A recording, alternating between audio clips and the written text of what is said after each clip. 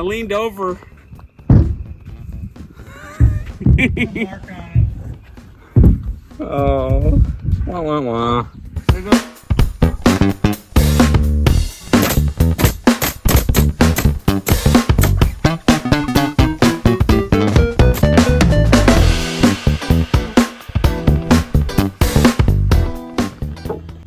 So in this part of the floor framing, we're having to throw in these blockings, and we're taking the blocking all the way from the top of the floor joist all the way to the bottom. We're not just putting a 2x4. We're gonna span the whole entire depth of the floor joists.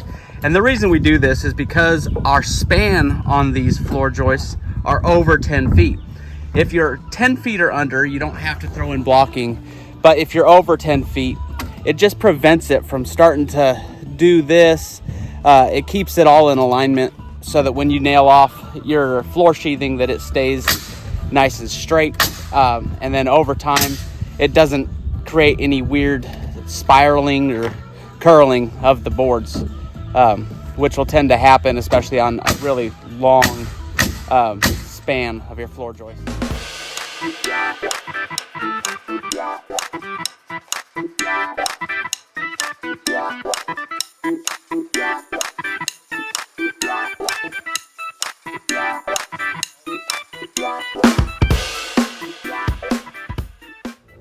All right, we're here again at the Woodland Lake House, getting ready to start framing our walls. Before we do that, we've got to snap our lines so that we know exactly where our walls lie now. We've got Big Orange over there.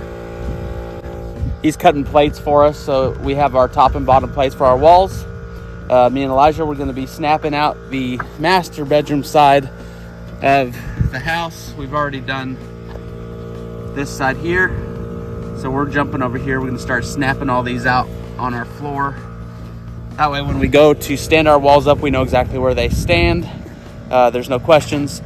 And today we actually bought some wall jacks, and we'll show you what that is. But basically we're going to frame our entire wall, and before standing it up, we're going to get to sheet it or sheath it. Then we'll get to stand it up, and that'll save us a lot of time. We'll be able to roll our zip system, flashing on there, everything. So pretty excited about that. Stay tuned, follow along, see what we're going to do today.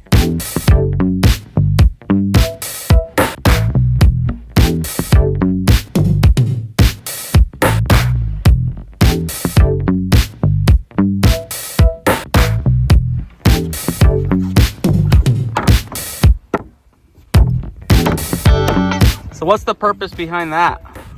3-penny nails so you can pop your top and bottom plates apart easy, but it holds it together until the time comes. Until the time comes to start framing your walls. And you hold them back from the ends because you might wind up trimming them, so your plates, because these are... We used to use screws, but screws take some time, so they pop in quick, pop out quick, no big deal. I've got this funny speed square. I sat on it, kind of cracked it a little bit, but not because of this. But anyway, I cut it just about 3 7/16 this way and 5 7/16 this way, so you can put a mark and it's right at 3.5 or 5.5. Where it comes in handy is right here. I can just mark my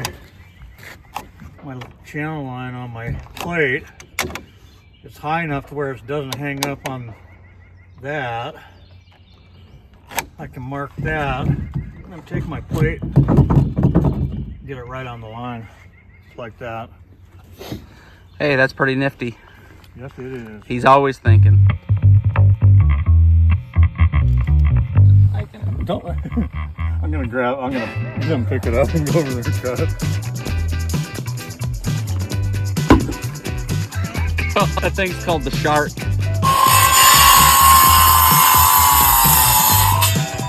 So light, so thin, so crisp. A carpenter snack.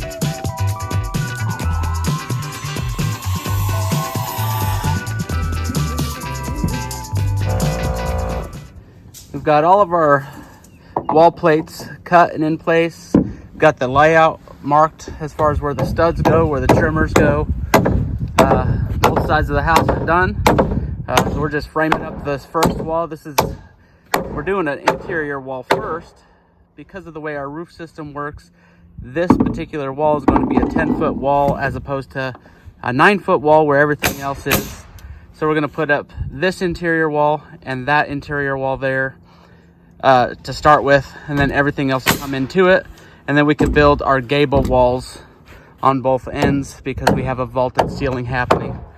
So we have rafters sitting on these walls, and that's why we're doing this first. So we're just going to put these walls up today, see how far we can get. Right there, that's good.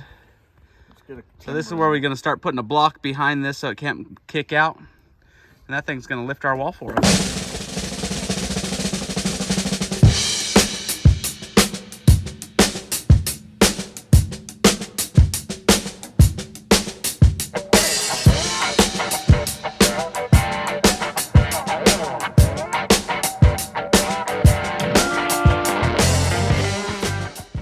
Yeah. And then see these marks here?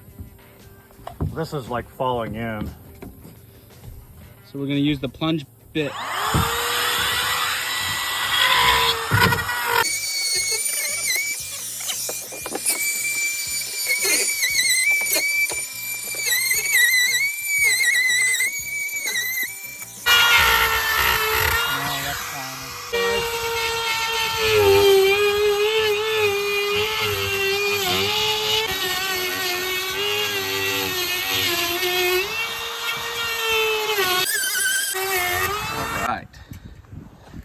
So we're back on the job here at the Woodland Lake House, getting ready to start standing some of these walls that we've built yesterday.